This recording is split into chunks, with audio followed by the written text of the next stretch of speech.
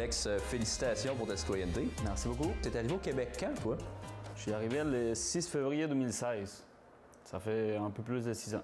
Alex, qu'est-ce qui t'a frappé le plus quand tu es arrivé au Québec?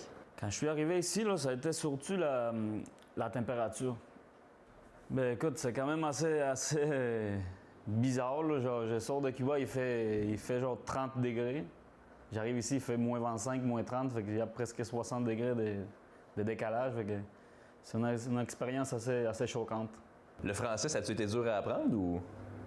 Quand même, parce que mettons, je suis allé comme presque 10 mois à la francisation. C'est un programme que le gouvernement y offre aux nouveaux immigrants pour l'intégration. Puis, mettons, j'ai étudié le français, mais quand j'embarquais dans l'autobus ou dans la vie de tous les jours, c'était vraiment pas la même chose. J'entendais les jeunes parler, j'étais comme, voyons, je comprends pas, c'est pas ça que je vois à l'école. Le processus pour accéder à la citoyenneté, c'est quand même assez long. As-tu trouvé ça compliqué? C'est pas tant compliqué, mais c'est quand même long. Puis même ici, au barbershop, je faisais des tests. J'avais une application, puis il y avait une autre de mes collègues qui me posait des questions. Puis souvent, la plupart des clients, ils connaissaient même pas. Fait que là, moi, il a fallu que j'aille chercher quand même assez loin dans l'histoire du Canada. Puis... Mais j'ai aimé ça, c'est bien. Ça m'a aidé à voir d'un autre côté que je connaissais pas non plus parce que j'avais jamais étudié ça. Ça représente quoi être Canadien et être Québécois pour toi? Ah, j'ai juste pas de mots. C'est pas comparable. Là-bas, si tu penses de quoi qui va pas...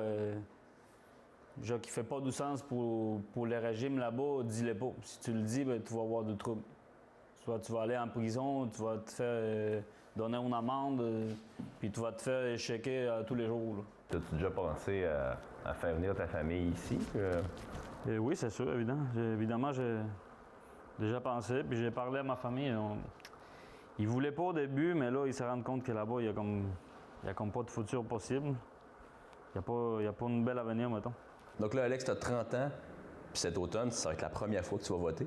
Première fois à vie. Ouais. Première fois que je vais voter, puis ça va servir à quelque chose. C'est parce qu'à Cuba, tu votes, mais genre, tu votes pas pour le président, mais tu votes comme pour des candidats de ta municipalité. Mais ça sert à rien. Là. C'est déjà décidé qui va monter, qui va descendre. C'est comme la première fois que j'ai l'impression que ça va vraiment servir à quelque chose.